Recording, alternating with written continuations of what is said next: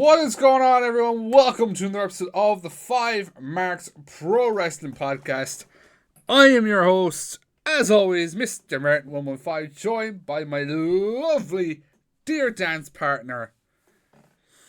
Hello everybody, I am Carmo. Welcome back for another week. And I won't lie to you guys, I'm very fucking tired. So, for one night only, you're host of With the Most, about to take over the show. I couldn't rhyme anything else after that. I can't even fucking talk. Carmo, just take it away from me, please. Yeah, it's okay. I'm very tired too, but you people, well, I don't know if you need an episode or not, you people, but we're going to give you an episode anyway. But it is a fairly fun one. We are going to be talking about the OTT 10th year anniversary. We are going to run through the Dublin card, and we are going to talk about the Belfast card, since both myself and Martin actually managed to get to a Belfast show. Shocker. That was the longest day of my life. Oh my god. Well, it works for you than me. I just had to sit there and somewhat entertain, except for the last hour. I was too tired. Yeah, so was I, to be fair. I just wanted to get home. But anyway, we might be joined by the editor. I can't remember his name. Will, isn't it? Yeah. Will, sorry, that's it. We might be joined by him at some stage, but you won't even see him breeze in. He'll just appear, really. Say his name, and he appears. Yeah. Let's kick it off with Dublin. So obviously, huge card. And huge card for one reason, and that was the main event. Obviously, the Judgment Day against the Social Elite. But look, we'll get into that in a couple of minutes. We will start by the crowning of the new OTT European Champion. What a fun match. A fun yeah. Okay.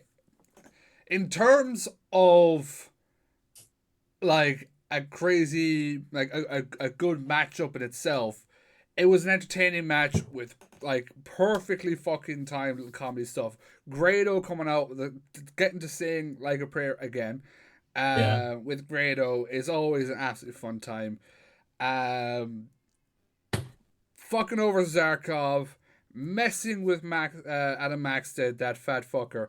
You fat bastard. And then obviously getting taken down, I think by Corvin. It was so entertaining. I fucking love Grado. The whole pose off. Let's have a pose off.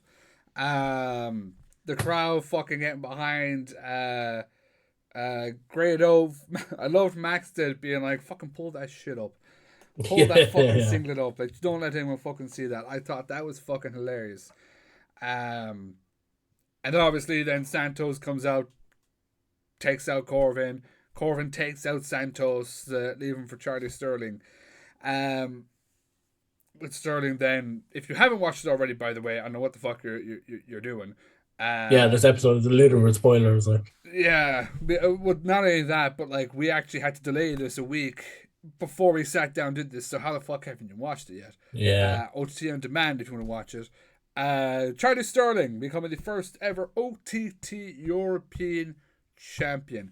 I think for a 10th anniversary show, obviously fucking well deserved. Charlie Sterling has been there for the early days, back in the early days of OTT, so it made sense.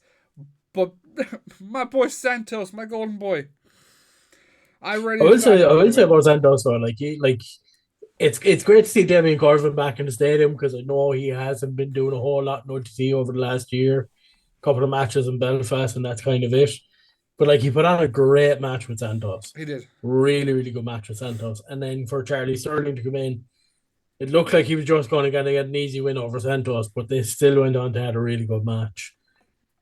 In a different of opinion, and you might agree with me, you might disagree with me, I don't know. I really prefer singles wrestler Charlie Sterling over the draw Charlie Sterling. Oh yeah. I think he just has so much more freedom to do what he wants. The entrance as well, with the music and the British flag in the background on the screen, I should say. It just added so much to it. When Charlie Sterling comes out, okay, I don't really care what Charlie Sterling it is. As long as Charlie Sterling walks out into, whether it be the complex, the stadium, the KFRC, what other fucking venue have they got? Where any venue that they fucking do. As long as Charlie Sterling picks up someone's beer and chucks it into the crowd, I'm happy because I think that's fucking hilarious. I was waiting for it. As soon as he made his entrance, I was waiting for it. But he didn't do it at this stadium show, Prime which was quite opportunity, disappointing. got But in there and tried to get that job done. And the yeah. handshake of Corbin and Yeah. Charlie Sterling, was this something that was planned beforehand? You know, like if it Yeah. said, "Hey, if he takes you out, you know, take him out for me." That's just it. And look, I know the announcement was kind of made later on in the show, especially I think it was at halftime, just after the women's match. But like the local rumble now coming up in February as well. People might be looking at kind of alliances, get down to the final two. But Who the thing wins is, that then let's obviously gets the title shot. we'll come back into. Actually want to have a chat about this. Is that an advantage or a disadvantage? Having coming in with like, hey, do you want to be a team, and that's one entrance? Because you think about it, that's one extra person that you now have to deal with. There's no matter what, there's 30 entrants. You know, I agree with you, but it's also you have to somewhat look at it as an advantage as well because you have someone that you know is your friend. And once it gets down to the final two, let bygones be bygones. Every man is for but themselves. we've seen how it hasn't worked. Look at Crowley and Sam last year. Sam Yeah, thought he had a friend, and then yeah. Crowley threw him out. You know, But I get that, and maybe it's a different from like massive a example when Biku threw out Jay. What the fuck was that? 100%. Finally, the light of Jews started to admit that. But anyway, um, in the terms of like if you're looking at like a Corvin kind of Charlie Sterling, would it work? Probably not. At the end of the day, they are both going to want to get that title shot. Yeah, But like if you look at, and again, I know it didn't work from last year, and it didn't work for any of the teams really that entered last year. But especially now, if you look at like a social elite entering a rumble as a tag team, being the best tag team in Europe, as they proved later on in that show, like you have to look at that as a fairly big bonus. 100%, 100%. But look, we move into the money match, which was one of the best matches on the card. So It entertaining. was everybody's favorite Michael Oku against Igel Blanc. I keep calling Blanc. him Black. Igel Blanc. I think it's Igel his pronunciation of Do the you know name as what well. was like fun about that match? Oku's side knew who they were cheering for. Yeah, Blanc's side, including myself, had no idea who we were cheering for. yeah. And you could hear it in the beginning because it was like, It was quite oh, quiet. it was very quiet because everyone's like, what are we chanting? What's his actual name Yeah, again? well, But yeah. by the end of the match, well, not even the end, but halfway in, people were cheering his name, including myself, cheering for him because he was on our side. And you just knew then. So fucking entertaining of a match. Yeah. Michael Oku is one of the best in Europe as of today. Still nobody tops Charlie Sterling to me. Charlie Sterling is the best in Europe, in my opinion. Oku is he's gonna go on to fucking crazy, crazy things. The shit they were doing. I'm trying to remember. Was there not a crazy fucking springboard catch spot or something like that? There was a couple, like, what I found very intriguing about the match was there was a lot of like reversal spots that were just incredible. Like, that kind of way, like, even for the finish of the match, like, Igel went for the springboard kind of knee to the kind of chest area kind of thing, and he dropped down. And like for Oku to do a kind of a back roll straight into the one-legged Boston Crab, like it was incredible from start to finish. Some of the stuff that Igel Black was putting out, I've never seen before. And it just looked devastating. Like he has that head scissors kind of takedown Oh type my thing. That was just fucking god! incredible. I know this is like. I'll probably get into this match, but to do it to noon and then again the next day, you were still like, Yeah, "What the fuck did we yeah, just see?" You know, it was yeah, fucking incredible. Like, crazy. Um, um, I think it's all about that match, and like especially for Michael Oku. I think when you add Amira on the outside as well to kind yeah, of hype up the crowd, have her on Oku's side, distract the opponents. It just yeah. adds that little bit extra to the match as well. And this match didn't even need that. Like it was there from the get go. And the money matches are always going to get the crowd going. It's kind of a showcase thing where people could just go out and show how good they are. But it blew me away from. I think it blew everybody away as well. So far, there's not been a bad money match. If Yeah, sticking two fan favorites against each other, how do we get the crowd to boo one or the other? Split them in half, right? You've got this yeah. person, you've got this person. Um, my side has never won. I have won. I think that was the No, first one I sorry, Robbie X, lost. Robbie X in the what was that Red place Cow, was called? The it? Red Cow. He won. We won that time, but in Yeah. stadium, we've always been on the losing side. I might be wrong in saying this as well. I don't think I am, but I believe this is the first money match without Robbie X. Yes, I believe so. Every other Yeah. one hasn't. He had one with who the fuck did he fight in the Red Cow He again? had the one with Lee and Lee and Slater. Slater. He had one of the last Mike stadium Bailey. show. Yeah. And I there think was he had one with I someone think else as well. was that the first one actually in the Red Cow. I'm fully sure he's been Might involved have with been, I'm not most of sure. them in the Yeah, time he that we've has been young. anyway. Yeah. But absolute fucking brilliant fucking match. I believe the fans are still there chanting for Foxy to come out at some point. Yeah. As well, the fact that like chants would go back and forward. On the left side, if fucking Blanc kicked out, that was three. Us, Yeah. that was two. And then it would switch when that shit happens. The We Want Foxy chant. Then that goes over to us because Goku fucking kicked out. It was just like the crowd interacted. The crowd were alive for that one, which is the same with all the fucking money matches, and it was just so fucking fun to watch. Absolutely. I saw in the OTT Insider there with the Wrestling Fan Wrestling Show. Shout out to the boys. Joe was saying it's an original idea and like it works. It just works. 100%. But look, we'll head into the next match, which was Scotty Davis versus everybody's favorite Limo. I will admit a bit of a strange match because the Scotty Davis really brought in these technical side to this match. And I think it just kind of got the better of Limo throughout most of it. And it I don't know, I don't think the crowd were kind of too into it either. I don't know why. I think the technical thing kind of slows the match down, and some people just aren't into that. They like to have the bit more fun, like the kind of, I suppose, kind of like Michael Oku and Igel Blanc, a bit more kind of high pace. But I just thought the technical ability of Scotty just really outmatched Limo. Yeah. Limo, of course, was able to turn it around at the end and use his strength to his advantage. But I just thought Scotty just, it was just technically better. Trying to kind of Yeah. I don't know. without kind of trying to say mean either, like, but I love technical wrestling. I can hear like loud fucking noise outside. I love technical wrestling. I love like watching the likes of Daniel Bryan, Daniel Bryan, whichever one you want to go by, wrestling the ring, Nigel McGuinness, Samoa Joe. I love watching that type of wrestling. I don't know what happened. I don't know was it the fact it was after the money match or what it was. I could not lock in on the match, and yeah, it's only twice it happened during the night. I could not. This one I actually really fucking tried to lock in on the match. I couldn't take anything in. Like Scotty Davis, I love to watch Scotty Davis in the ring. I love to watch, especially when he pulls out that fucking gate roll. I think it's one of the coolest moves ever. yeah, it's incredible. Um, like we've seen many Scotty Davis matches where it's between the likes of Terry Thatcher, Noonan, Steers, Leo Rush. I enjoyed that match. I don't know Yeah, what the fuck happened that night. I just could not lock in the match.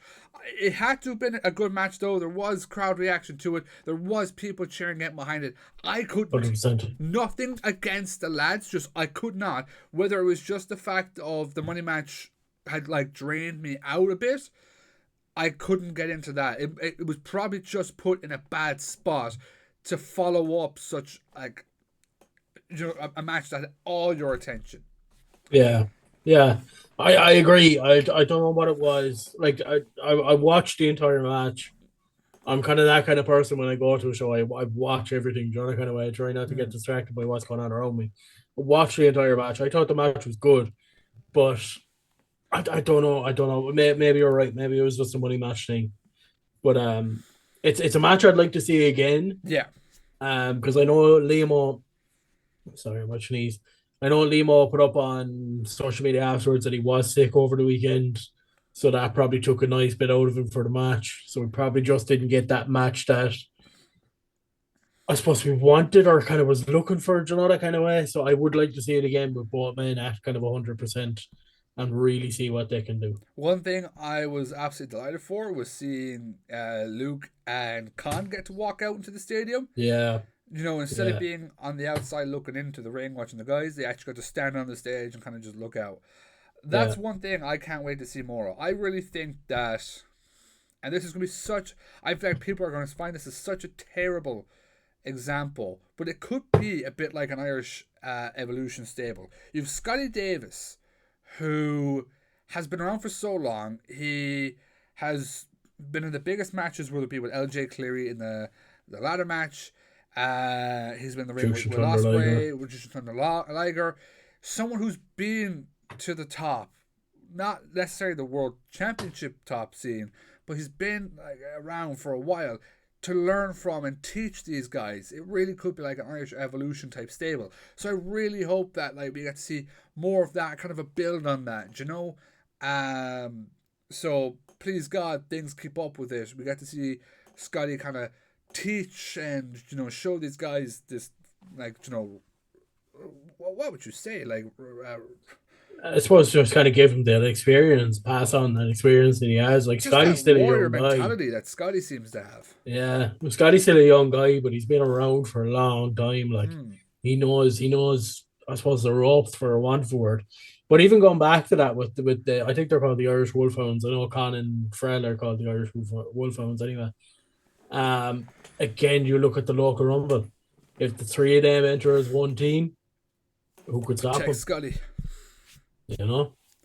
So, I'd love to see it again, or even maybe some sort of form of a 6-man tag with Limo and 2 other people as well. Yeah. Could happen. We move into the next match. Pretty big match. I know a match that the two of us are really looking forward to. It was the I Quit match between two former friends, now foes, Jay and Sammy D. Very, very, very good match.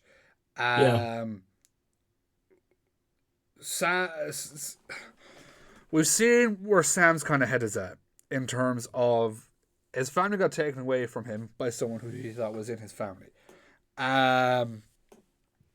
With the involvement of his sister and everything, it was kind of a bit of a crazy spot to put Jay into, but going into it was hyped up to hell.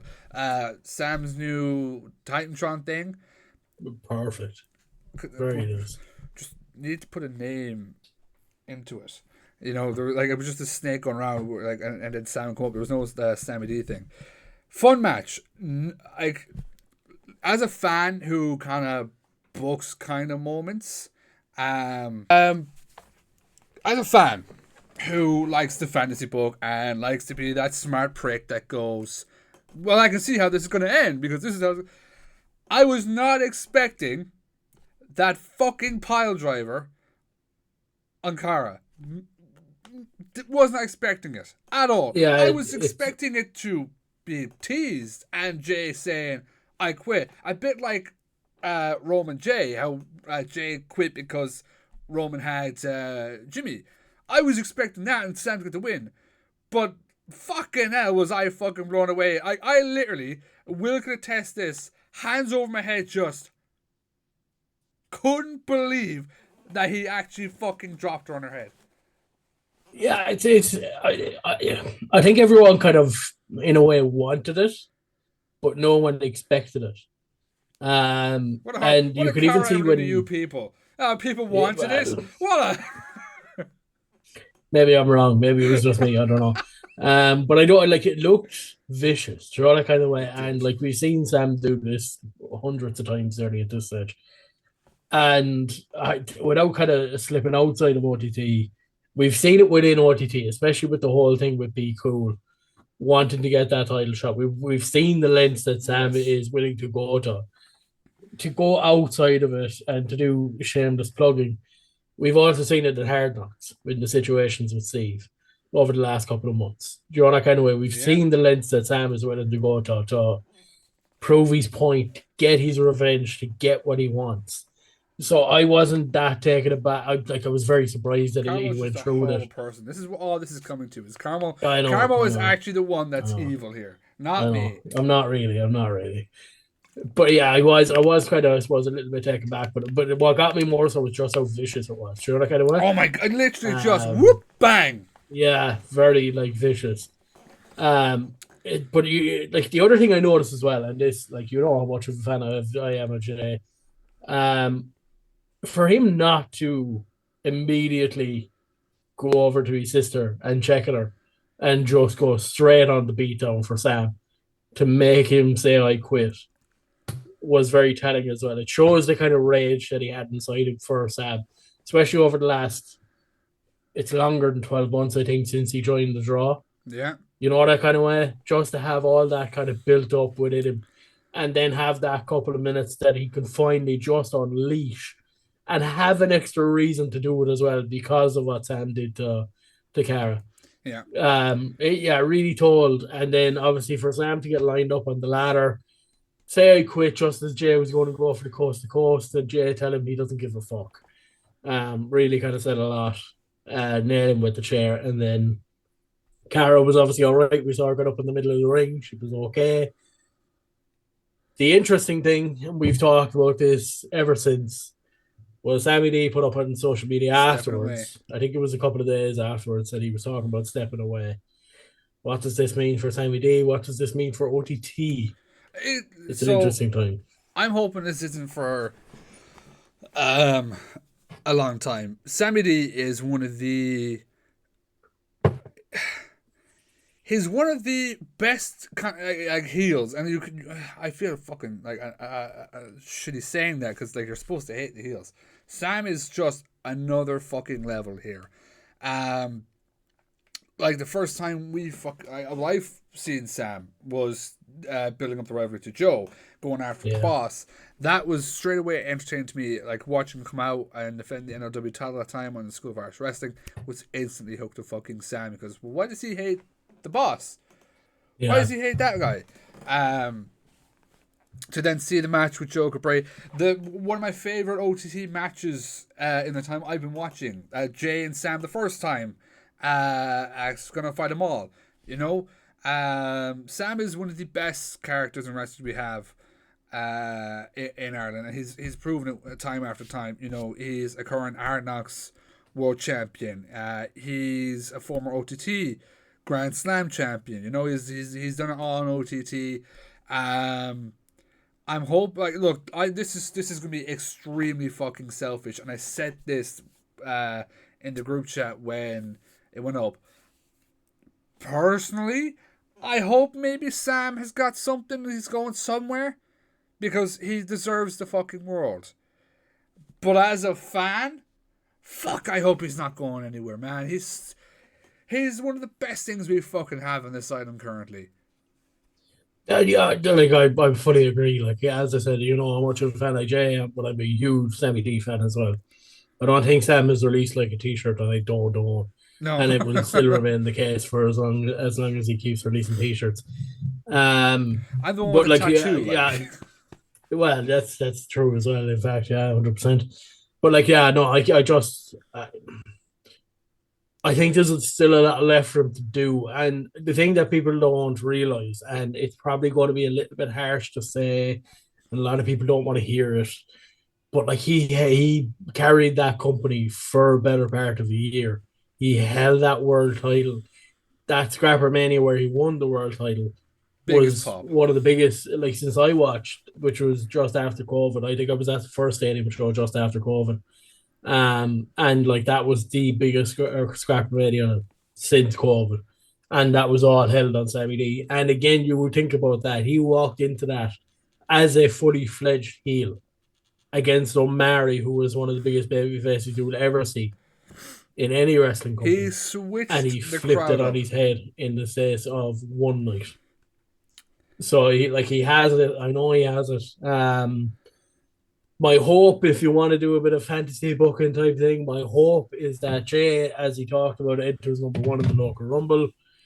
We get to number 27, 28. Sammy comes out, and then number 30, Be Cool comes out. Oh, And we finally we finally get a bit of a finish to the Sammy D Biku rivalry as we head into Scrapper Mania. There will be a finish when Sam fucking finally drops him on his head. Maybe it is. But here's something we do have to actually talk about here. What's next for Jay? He's already declared he will be entry number 1 in the local Rumble on February 1st. What does he do from, like, we're in November. Okay, we have Contenders coming up. I think we have another show. And Christmas. There's a singlet show. There's a Christmas show. Yeah, there's a couple of shows coming up. There might be a show in January. Then, so you have potentially about 4 shows between now and the Rumble. What does Jay do? Does he just do some prove yourself matches, kind of build up momentum going into the local Rumble, instead of the Royal Rumble, the local Rumble, or does he take this time to kind of maybe? I know he's had the injury, so he's had time to rest, but like kind of get himself back into that headspace of, right, draw's gone, I'm done with Sam, and I sorted all of the family issues that I had there. Let's get the fucking game face on now. Go for the local Rumble, get that world title shot, and prove I was better than Biku. You know? Okay, yeah. One thing that I will say is, yeah, I know it's brilliant. What a thing to to talk about. Like he has to be better than Biku. Sure, yeah, okay. One of the things that I want to see, and I won't lie, I talked to Jay after the Belfast show, and I kind of made the point of it as well. And we'll get into it a bit more later. He did have a match with Michael Oku at Belfast. It did go to a time limit draw. Give me that match and let Jay prove himself against one of the best in Europe. Not even in Europe. He, like Michael Oku, he's going after bigger and better things soon enough. And let Jay prove himself. And if he manages to beat Michael Oku, it will be a huge bonus stepping into the local Rumble. One thing I want to say, the only negative I have on that I Quit match was I felt it was very rushed. Very rushed. But for obvious reasons. It seemed that way, yeah. But it was a great match overall. Yeah, incredible match. But look, we head into the OTT Women's Championship as the reigning champion at the time, Session Martina, went up against the returning Raven Creed. Finally! In what turned out to be a tables match. Now, I'm going to give you as long as you want to talk all about this, because I know you have did I talk big about opinions this on it. The podcast? And they're all good opinions, by the way, but you have opinions on this, so I'll let you go. Did I talk about the whole, like, finally having the match on this podcast? I don't remember. I don't know, because I can't remember if we did like episode, but since she came back, I can't remember. Fuck it, we'll go into it anyway just in case I haven't.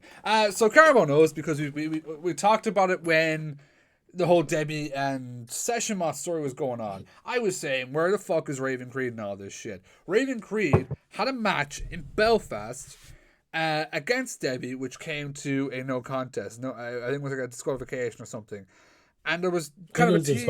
Yeah, it was kind of like a tease there that, like, there's going to be a rematch coming. And then the whole, like, I'm the best thing this country has ever produced. And Martina, what the fuck did you just say? Then we started that. It looked like it might have been a triple threat. Went into one-on-one. We had the whole rivalry. And I was saying, like, when Foxy was even on, I loved how there was all those seeds in there. Where's Raven Creed, Lizzie Evo, blah, blah, blah. But the whole time, Raven Creed was nowhere to be seen.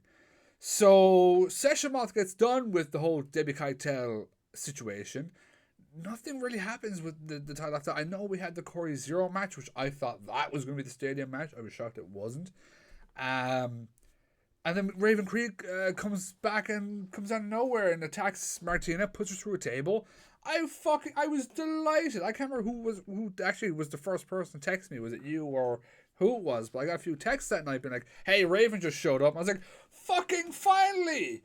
About fucking time. She's been, that title match has been sitting there for so long. But it was always something I guess Joe could have in his back pocket. But as for the match on the night, great to see Raven Creed back, especially this new Raven Creed, brand new theme song, brand new attitude. brand new T-shirt that I had to buy Desiree as soon as that jacket came off. I said this to Raven. I said, as soon as your jacket came off and I seen that T-shirt, I just went, for fuck's sake, I'm gonna have to buy that now. And literally within 2 minutes, a text from my sister going, "Yeah, I'm gonna need that T-shirt." I was like, for fuck's sake. The match was fine. It was a tables match. The few like Raven Krieg absolutely demolishing Session Moth Martina. Again, this was another one I just couldn't seem to lock in enough on. But this one I was going in and out in weird waves. It was, I don't know what the fuck it was. Obviously, Raven Creed picking up the win. One in a kind of unfortunate circumstances. Apparently, like, from what we could see from our point of view, it was just she went through the table. That was it. When you saw the footage on her side, her body goes through the table, but her head goes pancakes the fucking floor. So obviously Martina suffering a concussion that night, but it was a perfect tables match. There's not too much negativity to say about it, other than just I couldn't. Again, this is just me. I couldn't lock in full time to it. Happy that Raven Krieg got the OTT Women's Championship. I'm very interested to where we go from here. I'm interested to who kind of comes to step up, because like you kind of look at the island at the moment, and everyone's kind of a heel. So Corey Zero's with BD, she's a heel. Raven Creed, she's a heel. I know that she. We'll obviously quickly run through that. Amira, who was a face, but who also gave us a fucking scare, thinking that it was her fucking retirement match. Who is going to step up to her? Who's going to fight her? I'm interested to see where this title reign goes, and I hope Raven Creed has a fucking brilliant. It was his second, third run with the title. Second, I believe. Wasn't perfect. Yeah, look, I'll back everything that you said. The thing about kind of being not fully kind of tuned into the match, I think that's kind of a tables match type thing. Whenever I hear of a tables match being announced, you're always just waiting for that setup to know that they're going through the table. Do you know that kind of way? That's all it is. Because you know you're not going to get like a table spot where someone just falls and they fall through a table or anything like that. So you're just kind of waiting for the spot. I had major interest in the match for several reasons. One, like Martina hinted the whole way through that if she loses the match, she's going to take time away from OTT. Raven Creed is just back. She's not doing it for the fans. She's doing it for her. She's there to prove a point. So you had that kind of element of it was kind of one of like, I suppose with OTT compared to anything else, you kind of never fully know what's going to happen. And that proved that Scrapper when Danhausen won the NLW title. Well, anyway, this was something I kind of knew Raven was kind of going to walk out with the women's championship. Yeah, look, scary spot throwing through the table on the stage, as you said, from where we were, looked absolutely fine. But unfortunately, Martina just hit her head. She got a bit of concussion. She did put out something again on social media a couple of days later. She is going to take a bit of time away from OTT. What does that mean for Raven Creed? It means that there is no other competition there right now. Who could they bring in? Who do they have? You look at Corey Zero, as you've mentioned. I know there's a lot of heels. You also have a couple of rising talents, Kat Von K, who's still a long way to go before she could reach that scene, but she's still there. She's up and coming within the scene. You look at a couple of the UK women's wrestlers that could come over and back that we've seen over the last couple of years. A name that I'm going to throw out, and I know she only got announced for a show in Wales there in December. Tegan Knox has been released from WWE. She's back within the kind of UK scene. That could be a good one that you'd like to see between Raven Creed and Tegan Knox. I think like I don't want to sound negative because I've really enjoyed both the runs, and we've talked about like Debbie and Session Moth there for quite a while. The run that Debbie Keitel had, the run that Session Moth had over the last year, they've both been incredible. They've been really, really good, and they're the standout stars for this scene. But I'm excited to see where Raven Creed can take it. 100%. 100%. So One name I want to throw out there is Senkanji. Senkanji in there to have a match with fucking Raven Creed and just Yeah, watch those fucking two go. yeah. Yeah, I'm interested to see where this goes. Do you know, I've been kind of locked in on the women's division of OTT since the whole Debbie and Session Mod stuff, so I want to see more. Maybe Debbie's looking to come back as well and regain that Maybe I title. need Yvonne.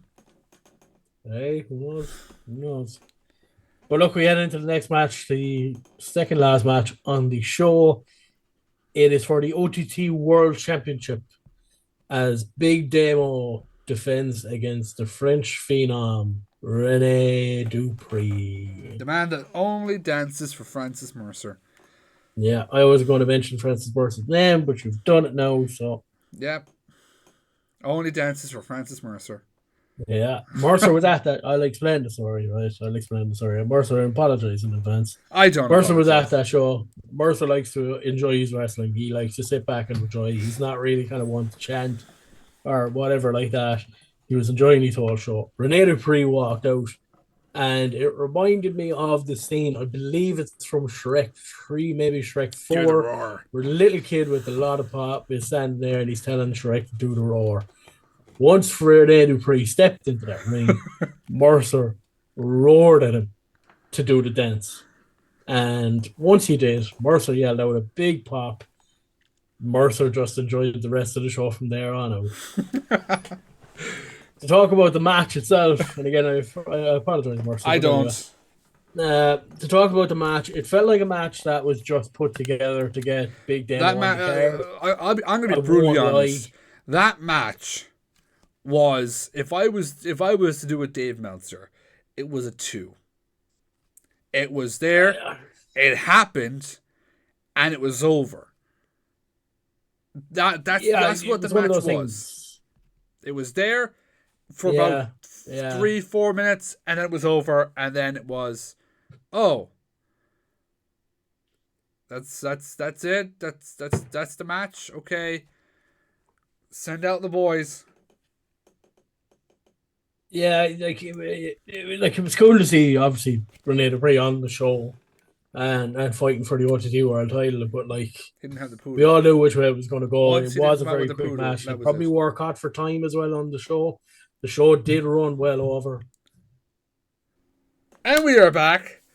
Carmo, one more match to go, and probably the biggest match. Well, it's not probably. This was the biggest match on the card.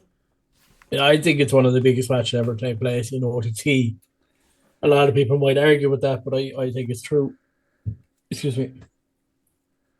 For the first time ever in the National Stadium for OTT, an all-Irish main event, Ow. including the ring announcer, including the referee, including everybody. As the That was false. WWE, There was an Englishman on commentary. in the ring, in the ring. Shout out Simon As Hill. the WWE World Tag Team Champions, Woo! Finn Balor and JD McDonough, Jordan Devlin, went up against the OTT Tag Team Champions My boys. in the Social Elite. Take it away, Martin. Holy fuck, it's like the hype for this match was like, it's like you were sitting there the whole night waiting for this moment because you just knew at some point Jordan Devlin, JD McDonough, and Finn Balor were going to walk through that fucking curtain, and it was just going to be like, you were sitting waiting the whole time.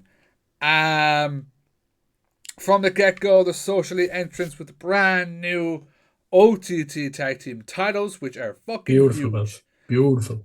Fucking huge. I said this to Matthew the next fucking night. I went, mate, those titles are huge. He goes, imagine what we fucking thought when we walked in to see them.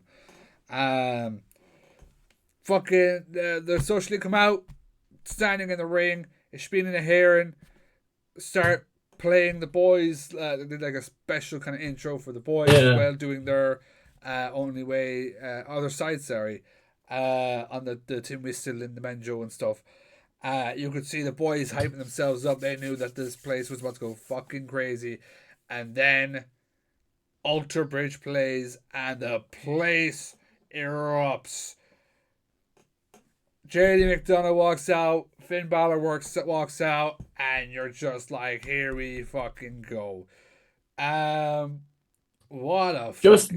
Just to cut you off there for a second, and I'll give it straight back to you, and I'm not going to go into the match. It's one of those like, so like I remember in the group chat like a week before the show, and we've a group chat with myself, Martin, Emmett, Will, and Rob Gold. I think is in it. Yeah, Rob Gold. And like a week before the show, someone, I can't remember who exactly it was, put in a week's time we are going to be sitting in the National Stadium watching Finn Balor and Jordan Devlin walk out into OTT. And every day until the day of the show, someone else would mention it. Yeah. Until we all mentioned it at some point or another. And it was one of those things that, for me anyway, maybe it's different for everyone else. Like, we knew, like, obviously they were at a training seminar in the School of Irish Wrestling a couple of days before. We knew they were in the country. They put out the hype video. They put out the video with the rest of the Judgment Day talking about needing passports and going over, and Carlito even called out Matthew Button Smith. It was just something that, like, and it's kind of a thing in wrestling in a way, I suppose. Like, until it actually happens, it never happens. Until we actually saw those two boys walk out onto the stage at the National Arena, I didn't believe it was true. You know, that kind of way. Even though, like, it was 100% happening, everything was confirmed. They were in the country. Who put that into your mind? Do you know who put that into your mind? It's that fucking Edward fucking... Don't even want to bother saying his name, saying all the fucking build-up. You know, the lads are going to pull out. The lads aren't going to show up. That's who put that in your mind, was that fucking dickhead. You know what? I will agree that Edward Stewart Head isn't exactly the nicest person in the world. But he did finally get me the keys to the house, so I will forgive him for everything. So he is actually how come you still nice have the same background? Well, I haven't moved in yet. It's a bit of a long process, you know. I need the furniture. You know, it might take a couple of months, maybe years, who knows. But it will. But you got the keys. You got the keys. I got the keys. I got the keys. So I will forgive him for that. But yeah, like, for me, just seeing the two boys walk out, and yeah, I don't know. It's a thing that you never expected. But like we've seen all sorts of people in OTT, even in the small length of time that we've been watching. Like, I've watched RVD walk out through that same curtain. We've watched John Moxley. We've watched Dolph Ziggler, Nick Nemeth, Zack Ryder, Matt Cardona. All these people walk out, but for some reason, Will Ospreay. But for some reason, just to see the two guys that I think, like, I've even, like, the very first show that I went to, I think, was Jordan Devlin's last show before he left. But just to see the two boys walk out through that curtain, I don't know, I just never expected it. Even though I knew it was going to happen, I never expected it. Want to know something crazy? It's the first time I've ever seen Jordan Devlin live. Yeah. First time I'd ever seen Jordan Devlin live. Yeah. Madness. I wasn't around for the Import Killer era. I had no idea all this stuff was going on around me. Any house show or any Raw or SmackDown or any NXT I went to, he was never on the card. So, and he's just, I've watched, obviously, a lot of the man. I watched the Walter series. I watched another series. I watched when he won the world title. And JD McDonough, compared to Jordan Devlin, is just a guy on a whole different level. You could tell as well, like, look, JD doesn't get much in-ring time and stuff in WWE, but you could tell as soon as he was back in that ring, got the feel of it, he just took off and showed the Irish fans exactly what they used to see. The fucking was it Spanish Fly to the outside? I can't remember off the top of my head. Dive to the outside, the back and forth with fucking Guinness, which we all wanted to see. The Spanish Fly up the top rope. Top rope. Yeah. I'm not gonna mention the final spot yet because obviously we talked about that towards the finish, but like even that was fucking beautiful. Mm. He was just a person on a whole different level.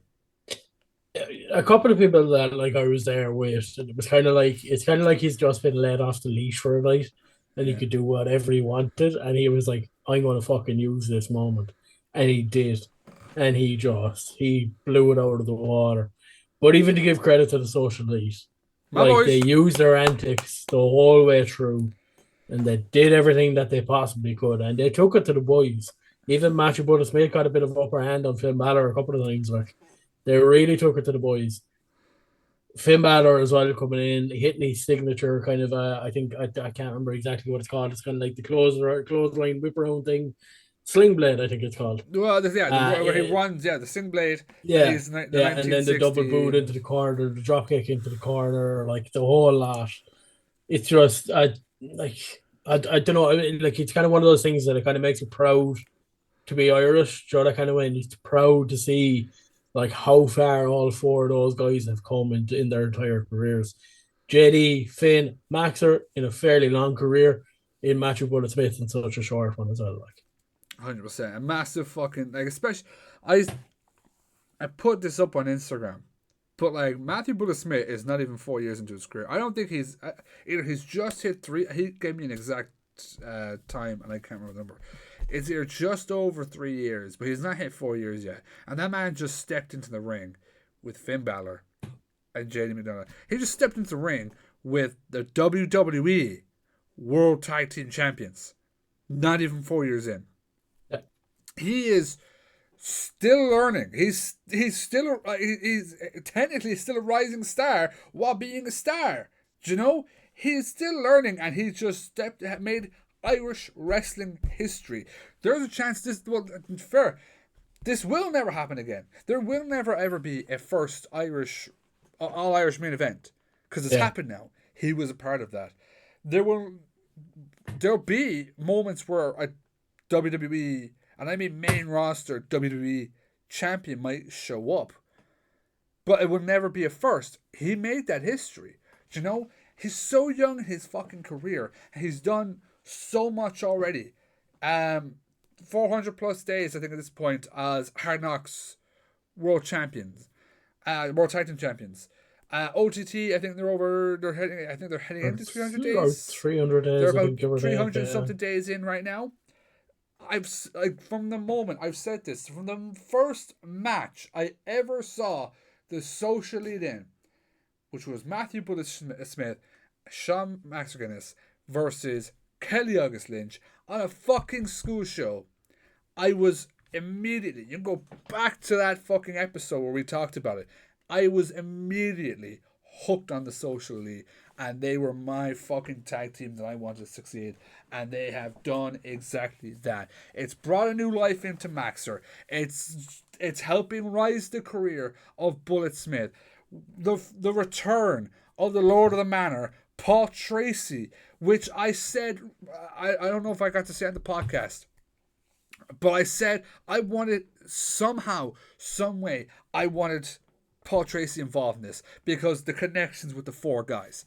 Paul Tracy started NWA Ireland with Fergal Devitt, Finn Balor.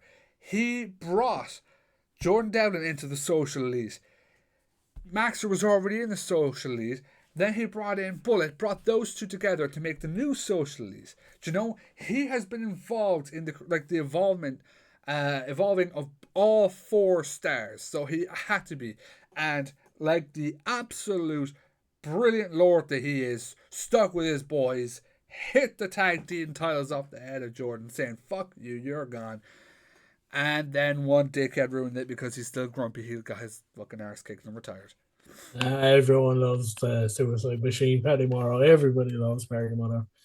Paddy Morrow came out and hit one of the best spinning heel kicks that you'll ever see onto Paul Tracy, and then hit a little whisper in the wind onto the social lease.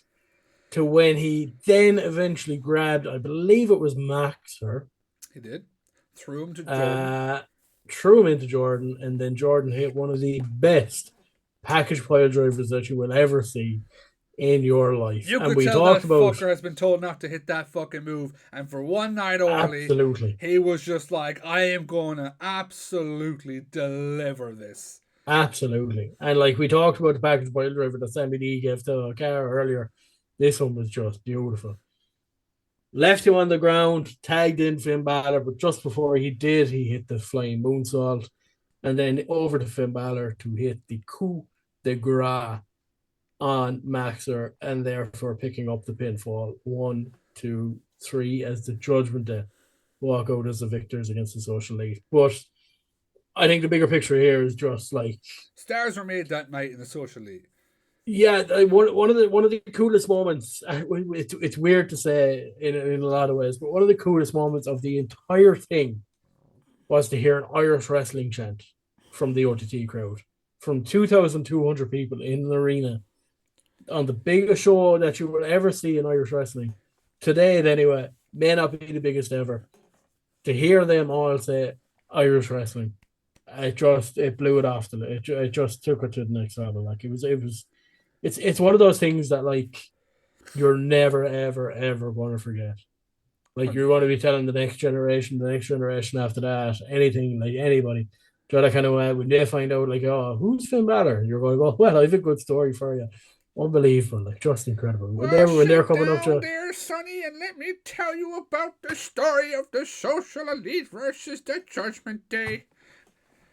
it's really creepy, but okay. You said it, not me. When people are coming up to you after you wins the Intercontinental Champion, maybe down the line, Max, who the hell is Matthew Bullet Smith? And you get to tell them the story about how 3 and a bit years into his career, he got to fight the WWE World Tag Team Champions on the biggest stage in Irish wrestling. And he beat Be Cool for the OTT Tag Team titles. Just what a fucking career. But, you know that we're due a rubber match, right? Matthew is 1-1 against the Judgment Day. He beat Carlito. They lost at the stadium. Joe, I'm telling you right now, you get Dominic Mysterio against the Social League because there's no way that Dom and Nick can beat this. Nick. Yeah, Dom and Nick. Tom and Nick. Shit. Tom and Nick can beat the Social League. We need the rubber match. I mean, I'd be down for it. You could do Liv Morgan and Raquel Rodriguez against the Social League. Why would I want to put the boys through absolute hell? Have you seen Raquel? You should just fucking kill him. Yeah, that's fair. Crazy. But yeah, look, that was the 10th anniversary show in Dublin. An incredible night from start to finish, and as I mentioned there, like one that we're not going to forget for a very long time. God no. Brilliant night. Seeing Finn Balor make his OTT in-ring debut was absolutely brilliant. Every other match in the card as well was so much fucking fun. Getting to chat to everybody afterwards as well was an absolute fucking blast. We're going to quickly run through Belfast. Very quickly. Because Belfast was a fun show. It was our first Belfast show. Obviously, the only reason I wanted to go was to go meet Eugene and go see Eugene in the ring. Which, like, I remember fucking poor Carmo before. I was like, Carmo, is this the match when Crowley came out? He was like, yeah. I was like, it's fucking Eugene time. I was like a fucking kid on Christmas. I don't know what it was. I was excited to see Eugene. Kicked off the show with Cian Noonan versus Blanc. Brilliant fucking match, and Cian Noonan finally got a fucking win. Yeah, there was a little bit of a moment in the ring. Eagle put out the hand to get the handshake. No more handshakes. No more handshakes from Cian Noonan. Do you know why? But he did manage to pick up a good win. Because he's finally fucking seen. He does not need to be fucking nice. He is the sculpted one for a reason, Carmo. He's the sculpted one. He's out there to fucking show the people why he is the best up and coming star in Irish wrestling. Cian Noonan has all the tools. We had him on a few weeks ago. He's all the tools to be a top star, to be a world champion. He just needs to focus on that and not focus on making friends. Friends will get you far, but world titles, that'll get you further. Fair point. Yeah. Next up, we had the OTT Women's Championship as Raven Creed took on the homecoming Amira Blair. She killed her. Very good match. Really, really good match. I haven't seen Amira Blair wrestle in a while. She was at a show I was at about a year ago. It might have been LLW, I think. And that was kind of a bit of a kids eccentric show, so she didn't really get to show her It was a talent. really good match. Really good in the ring. Really, really good in the ring. Really had a great match. She thanked the crowd and everything afterwards. You could see it was kind of an emotional time for obviously being back in Belfast and having that big match with Raven Creed, but really, really good match. 100%. It was a really fucking good match. First time seeing Amira in the ring live, other than like managerial stuff. It was the first time I actually saw her in a match. It was really, really fucking fun. She got killed, literally. Raven fucking murdered her. And walked away with the title. I do hope to see Amira back in OTT. Obviously, depending on if the two are AEW side. One thing that you had I think it was you or Will had pointed out to me, was Oku, his 8x10s were AEW branded.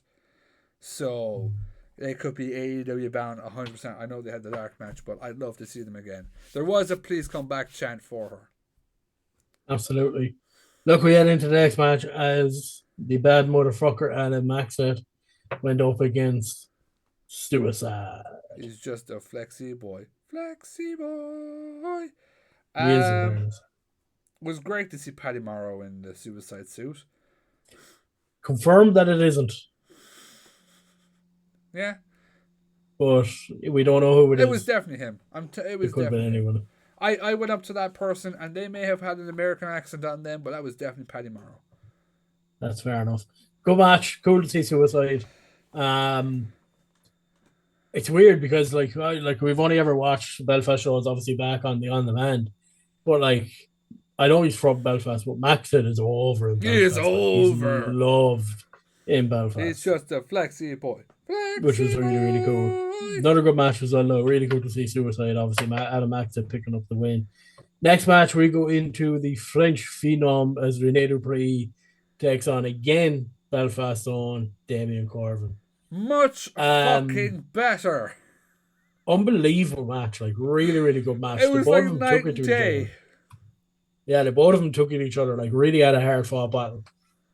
100%. Fuck it, like, because the match with fucking Damo was like 4 minutes and done. He actually had a proper fucking match with Damien Corvin, a proper fucking big man fucking fight. Did Corvin go over that one, or I can't remember? Yes, he did. Corvin went going over. Obviously, hopefully that leads to bigger things. This is where the joke came from earlier on. Apparently, I was wrong, and he did do the French tickle. I do not remember him doing the French tickle ever in Belfast at all. Neither do I. Maybe on his entrance, but that was about it. So that's where the whole thing that he only does it for Mercer comes from. But a much fucking better match than what he had done with Big Damo. Yeah, fully agree. Eugene versus Charles. Yes! Crowley. That was the match I paid to see. Fucking entertaining as hell. Very much a comedy match. I enjoy the kind of the use of the monkey with the kind of symbols on the hands. Really enjoyed that. Eugene like putting out all the kind of classics, like doing the Hulk Hogan leg drop, obviously. The RKO from Randy Orton. And like Crowley as well, to give me his credit, is just such a good heel. Yeah. Like an incredibly good heel. And he's like so sly about it and like sneaky about some of the things that he adds in while he's being a heel, which I was really, really enjoying it. And of course, like to see Eugene in the flesh is just unbelievable. I was a very happy person that night. Carmo can attest to this. Yeah. He wanted to go home just after the match, but I said, "No, we should bet. I paid to see that one match. What the fuck else do I need to see? A match that I brought up there as we were talking about the Dublin card, Michael Oku versus Jay. Brilliant. Went to a 15-minute time limit draw. Jay came on the mic and he said, "Look, I want to do 5 more minutes. We need a victor." Oku said he's had matches for 30 minutes, 45 minutes, nearly an hour. Does Jay want 5 more minutes? And then he said no. No. Which I was actually incredibly happy The about two because I of want to us. see them The two of us. I hope he says no. I hope he says Yeah. no. No. Yeah. Yeah, because I really want to see that match happen once more. Two boys put on an absolute incredible match. The crowd seriously behind Jay. They actually even started to get underneath Oku's skin a little bit, and you could tell because Oku kind of went on a bit more of the offense. But like just incredible, like for Jay to kind of withstand that single leg Boston Crab for easily a minute and a half, 2 minutes, And he and wrenched that thing survived it, fucking and to back. get to the time limit draw, just incredible, really really good. He wrenched that thing back like he was like Jay was. He had been fucking agony, you know. Yeah, I yeah, like fuck 5 more minutes. They need an hour 45 minutes. Let them fucking go. yeah, Let them yeah, fucking go. yeah. It's a match that I want to see. Give it to us at Christmas or whatever it is. If there's a show in January, please, Joe. Please, thanks. Um, Please show. uh, we just took a break around then. We came back from the break. Terry Thatcher came out. He declared himself for the local rumble, but he got rudely interrupted by everybody's favorite wrestler, Alex Grayson, sorry, excuse me, who strolled himself into the ring, only to be met by Big Santos. He's And just a golden boy. Golden boy. to say Santos kind of ran through him is a bit of an understatement because he ran through him. Santos does what Santos does. Yeah, but we're always on Alex Grayson's time. So Alex Grayson hit Santos with a low blow, taking the victory by disqualification. Oh no, he lost actually technically by disqualification. Now, Yeah, so Santos won the match. what happened in between all that? Terry Thatcher got involved. He pushed him back in. He pushed Alex Grayson, Oh Alex my dear Grayson God. back into the ring. And when I tell you that Santos hit him with the most powerful power bomb that I've ever seen, it was incredible. It was more like a last ride than a power bomb, but just like if I've actually heard talks that Axe Racing's actually still in a hotel room in the Europa recovering from that powerbomb. yeah, I don't doubt it. I reckon if Santos had gotten him like an inch higher, because where the ring is in the Europa, it's on like the second or third floor. I reckon if he got him like an inch higher and put him down a little bit quicker, Alex would have at least gone through to the Alan, first floor. Alex, Alan, Alan, Alex, Alex. Alex, Alex, Whatever the fuck his Alexa. name is. And then our main event. Loved it. Loved every second of the main event. As the OTT World Championship was on the line, as Big Demo Belfast, the Beast of Belfast, takes on. I actually am growing to like him, really like him, Ilya Zarkov. Big opportunity for Zarkov. Big opportunity. Like it came out, he was challenging. He wanted a title shot. He wanted a. Yeah. He was leaning apparently more towards Sem, but Demo comes out, and you could kind of hear that. I was kind of talking about Sem there. Yeah. Brilliant, fucking very fun match. Kind of gonna be run through though, and Damo picked up that fucking W. But you know, I think the only thing that Zarkov needs to do is just work on the timing of him talking about wanting championship matches. His timing is just off for fucking. I think a little bit more specific about who he wants to fight, and you should be okay. Yeah. He nearly died last time that Damo was in that ring with him. Yeah, it didn't look too good this time either. No. Yeah, he actually tried to get revenge at the start of the match, in fairness, by also doing the drop kick to the back into the corner. But Damo didn't move. Maybe it was timing again. I don't know. Yeah. We hope you're okay, Ilya. He does, anyways. Yeah. Impeccable timing, but, is what it is. But look, that was the Belfast show. Two really, really good shows over the weekend. If I was to push Martin, and I'm going to allow you to either do it out of 5 or out of 10, and we're going to start with the Belfast show. Give me your rating for the show. I'll do it out of 5. You can either do it out of 5 or out of 10, whichever you prefer. For Belfast, I definitely give the Belfast show a 4. That's a solid score, yeah. A 4. It was very entertaining. It was a very entertaining show. And to experience the Belfast crowd, who are a fucking very lively crowd. Yeah, very lively. if we were to include Greg's beforehand, it'd be a 5. Oh, absolutely. I was a very happy boy that day. But a solid 4. It was a very, very it was a very entertaining show. Yeah, I'd have to agree. I was kind of leaning between like a 3.5 and 4. It's one of those shows that like a little bit different to kind of the Dublin shows, but it was very kind of relaxed, very chill. You were just kind of there to see good wrestling, and even after the show and kind of at halftime, there was no kind of messing. Everyone was cool. You could go up and get your pictures, your merch, everything that you wanted. It was just really, really chill. And after a 4-hour drive and waiting a 4-hour drive home, that was exactly what we needed. 100%. And to get to meet Rene Dupree, Eugene, Suicide. Yeah. Michael Oku again. Well, I met Oku the night before, so. Yeah. It's especially for actual meet and greets. It's a bit like the complex where it's more open, so it's easier to meet people. Yeah, and by the way, like if you've never been to a Belfast show, the room that it's on is huge. It looks so fucking small on demand. It is huge, monstrously big, incredibly big. That's what she said. Too far, but anyway. OTT 10th year anniversary Dublin podcast. We were anyway. I don't know if we still are. Actually, no, we weren't, and then we were, and I don't know if we still are. OTT 10th year anniversary Dublin, the National Stadium. 5 out of 5. Well, you know what? No, I won't give it a 5.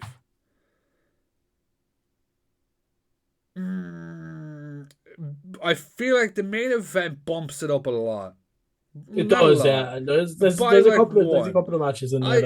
If I took off the main event, I give it a 3.5. It was a show, you know. There was a lot of great matches. There was a lot of times I was super disconnected. I think I'll stick to a 4 as well. I'll stick to a 4 as well with that one.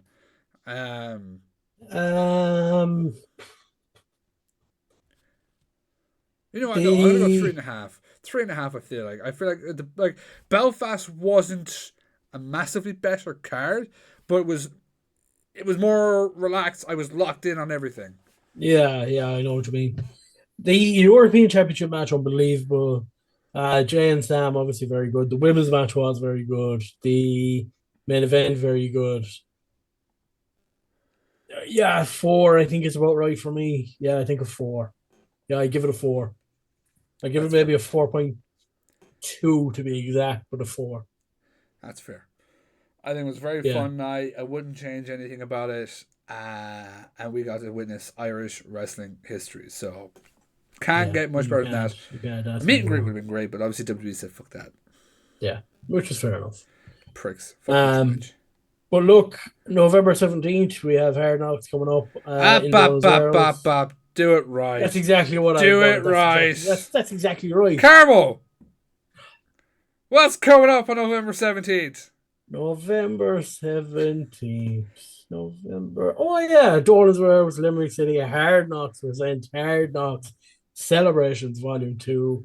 As so far announced, Steve Savage is going to go up against the reigning Hard Knocks World Champion, Sammy D. We also have Galacini trying to run the gauntlet so he can get a shot at Renzo Rose for the All-Ireland Championship. But it is Hard Knocks Celebrations Volume 2, November 17th, Doran's Warehouse, Limerick City. What's that? You're not hyped enough? Well, play that promo I made.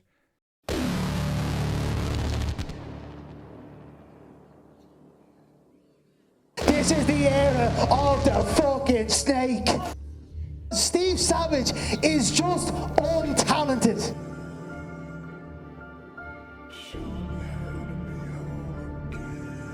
Steve made a treehouse that he could play with with his friends. If everyone remembers, I retired Steve Savage, and I will never, ever wrestle Steve Savage for this World Championship.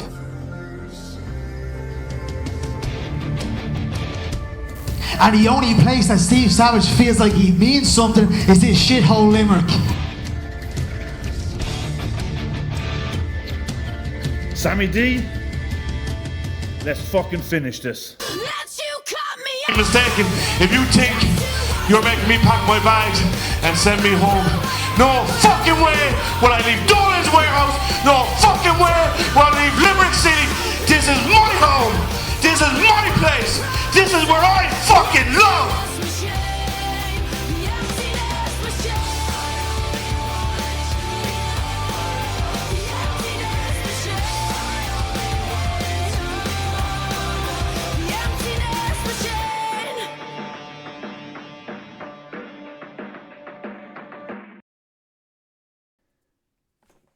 Oh yeah. Cheap plug. Bang bang. Has to be done.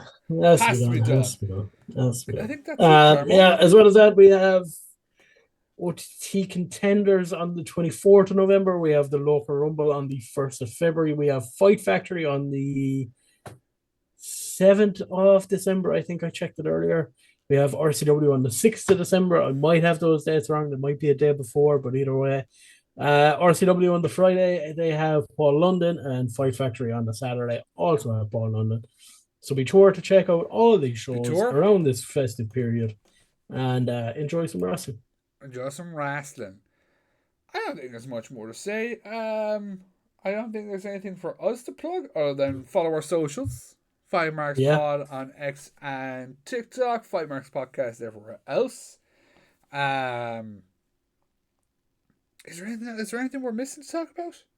I don't think so. And if there is, we'll be here again next week. That's right, where you can check out a fun little interview we have coming out. We have a few fun guests. You know, we're coming up to the end of the year.